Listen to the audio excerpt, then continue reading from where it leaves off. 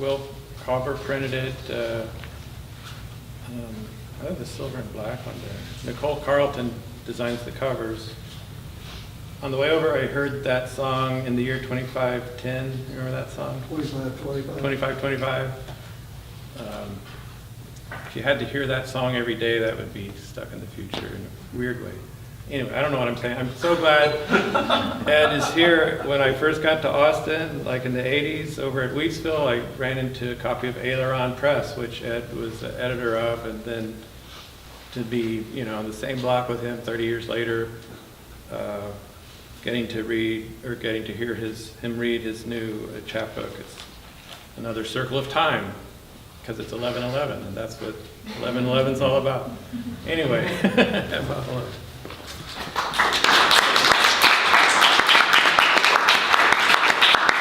Thank you, David, and thank you, Will, for putting this book together. I appreciate it. I love words. I love all the many different meanings that words have, and I want to talk about a couple of the words that I'm going to use in this poem. One is entropy. I looked it up in the dictionary, and there must be a half a dozen different philosophical definitions or usages for the word entropy. But the one that comes to me is the first one I encountered, which was in a short story by Isaac Asimov. And he said, entropy is the running down of the universe. Like, the Earth's going to fall into the sun, and the sun's going to burn up into a cinder, and it's kind of depressing. It might give you the entropy blues. And then there's this word in here called anamnesis. You break that down, amnesis is like amnesia, forgetting. And anamnesis would be like unforgetting or remembering. Entropy blues. Lone stone cemetery angel longs for something not of this earth. Retrograde time, a weather vane, misdirecting clueless futures, lifetimes lived in retrospect. Impromptu ghost memories surface, leaving us to wonder what is real and what is fabular. The universe awash in dark matter, inferred but not directly known. Of oracular dispensation paired to ambiguity, penetralia to obtuse minds. A melancholy blood runs in the veins, brain distempered by vapors fuming upward, obscuring clarity of self. Anamnesis is a disease of old age. I have entered a time warp wherein I see everything as if for the first time. All my words seem to have been written many years ago, familiar yet distant. Of times and places yet unknown, though perhaps glimpsed in dream, the creek, the rain ditch, whatever, still exists somewhere, known only in imagination, since all memory is reimagination. Glim of something important, unidentified, something emergent, a wavefront, a cosmic insight, unspoken but on the cusp of speech, to be elaborated over time. Of undeniable sexuality drives the lot of us, impulse and inclination intervolved. Most part, dream, intuition, mysterium of self, consciousness, joy of the group mind, various muses, all female, clearly remembered. My other self watches me bump the sword off the rack where it almost pins my foot. Sword of discrimination, parting the veil. The word that surfaces is impartial, better than unforgiving or unerring. Of the haunting music of the harmonium, Orpheus invented the afterlife. upon waking from a dream more real than this sordid objectivity. His music a gateway to that better reality. Entropy blues, haunting jagged superficies of the universe, dimensions warped, flattened, renovated, or constituted somehow as entities wrapped, inattentive. Slip sink, notebook laced with spider words, remembering the year of my birth. After the bacteria got into the barley, things were never quite the same. Get that primordial shit on your hands, boy. It never will come off. Phlogiston phantasms, bread loaf brain scan slices, twice the protein of ordinary gray matter. This year is the 100th anniversary of the beginning of the First World War, which was started by a 19-year-old kid with a Browning automatic pistol who murdered the Archduke Ferdinand and his wife. And they say that a war was inevitable anyway, and they were just looking for an excuse to start it. But that's what started that one, and probably there wouldn't have been a World War II if there hadn't been a World War I. So this is a poem, reflection on the centennial of the Great War. Night of cold rain blowing against windows, rattling the chimney. Morning's faint light is austere, introspective. Completion, a concept unknown in process philosophy. Emptiness moves at the center, in the eye of the hurricane, the vortex, a point of no return. How we fit into history is a great mystery.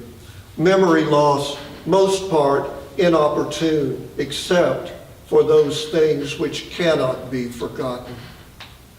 Feeling remains tectonic, a weight in the hand, librated, cold surface warming slowly, projectile weapon, 1910 Browning.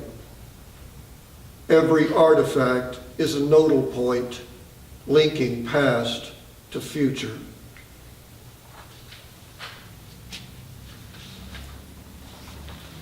Fighting the current strains the brain. Flaming pineal glands, Captain God. Was it something I ate, or does it just accumulate over the years like heavy metal poisoning? Too much, too soon, too late tomorrow. How will I know what to keep and what to leave behind? No one even makes a pretense of giving a shit. Stretched out against the G-force, singing through my teeth, I pause to reflect on the nature of evil and dull the keen edge of desire. Reft at an early age, let me tell you, here's an area that still needs investigation. How we can buy peace of mind on time with low interest and an easy payment plan. Possession is 9/10 of something. Oh, say, can you hear me singing? To dull the edge and mend the rift, 'tis of thee.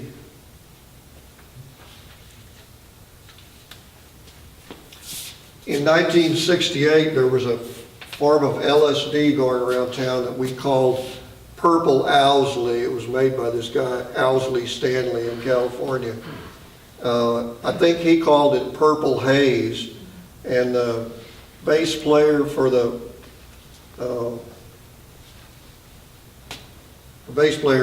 a famous band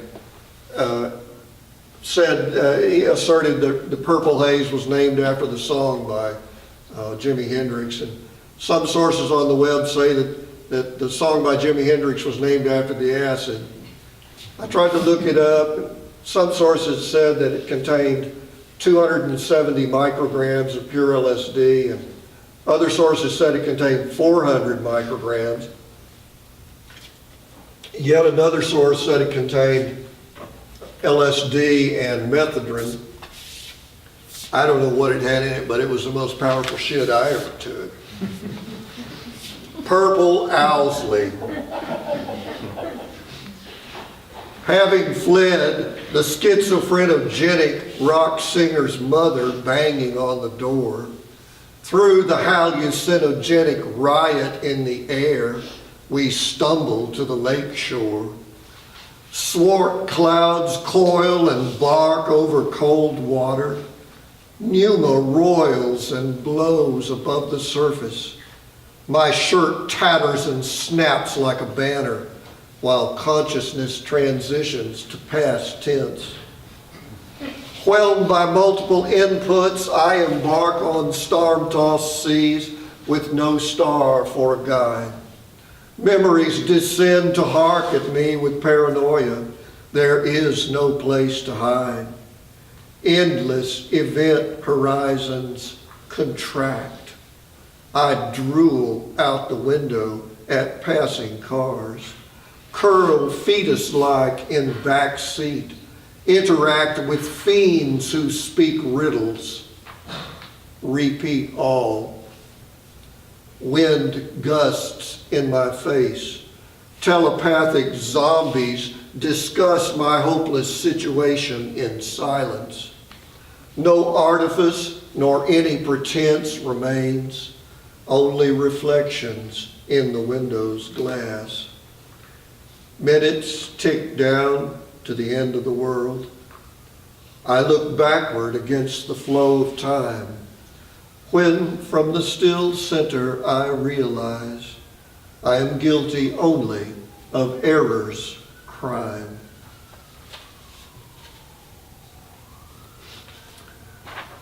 I need to explain one phrase in this poem.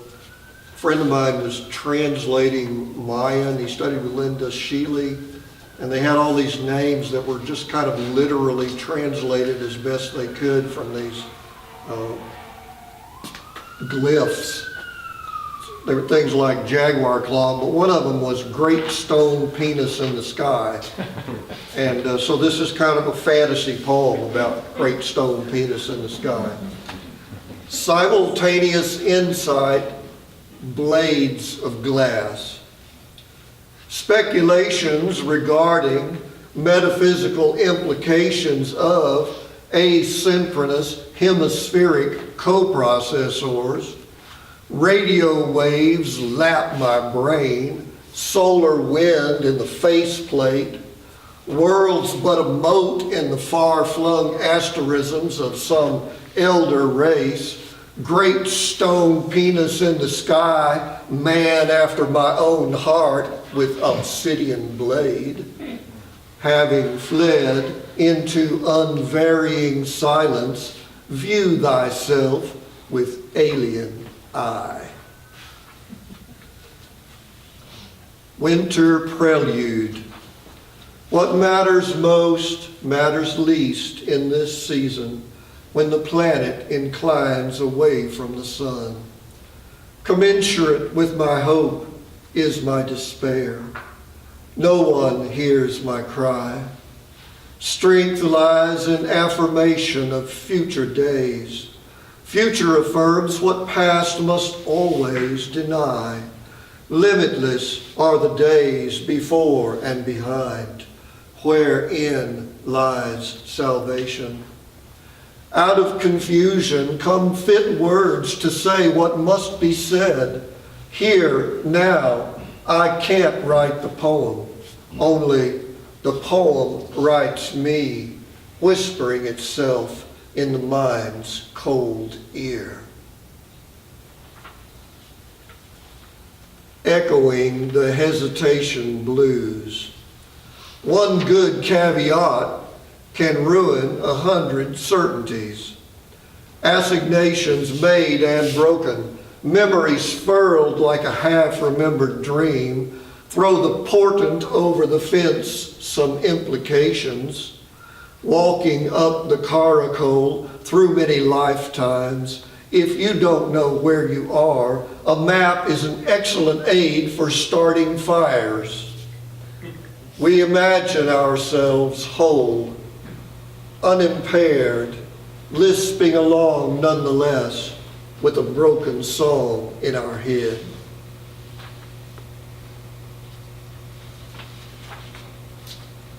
Lonely heart, a fret of solar wind breaks on the planetary shoreline. This rage is no solace. It remains sustained but unsustaining. I have decided to let go of the past, but the past won't let go of me. Freedom is merely an illusion. The true meaning of desert is empty.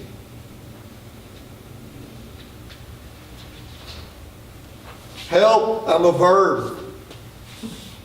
So many silent inputs phrasing out, inaccessible bits culled from random memory, never-ending language, cant, chaos and illusion, governed by a strange attractor, which pattern we can learn while counting kalpas backward to the first impossible day. Crystalligerous atomic tessellations ramify, mind clutches and shifts, moving into ever more insubstantial laminae. Help, I'm a verb, have adjective, will travel.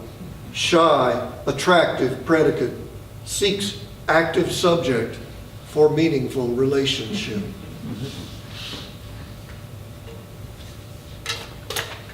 Not a lot of people have noted the similarity in the situations between Coleridge and T.S. Eliot.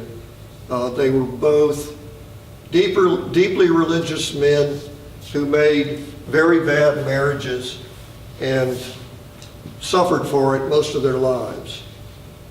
So here's a poem entitled Sympathy for Messrs. Coleridge and Eliot. In the carious declivity, he felt himself giving way to impulses, such awful daring, hence the real world split. For long periods, he could not account for himself. So I would forget, he thought, but there can be no forgetting. In the galactic control room, we can't help but notice how much our alien looks like the Michelin Man. We wonder what this means, but significance eludes us. We ponder how divine Orpheus could become a mere shepherd playing his lyre for sheep who stared dumbly. For a moment on the edge, we might have plunged, might have cheated life or death, might have won. Do chemicals in the brain remember anything? Keep the hours, await distant futures, push buttons to any avail? Everything disconnects, waiting for the universe to catch up. Meanwhile, the silent dead lie in the room like empty bottles. Don't hear anything, not listening. Incoming minds whip snake across the alternate before flatlining at the Char X Bar and Grill. 10 a.m. Saturday morning, beer and cigarettes, a samadhi all their own. Souls staring up from a brass rail, straining at the lyrics, locomotive, jukebox, rock and roll. But the words escape us. Trapped in an animal body, unable to articulate desperation, creation courts annihilation like a well-intentioned fool, while the skinny-assed waitress chews gum and smiles. Downright strange place to wake up in.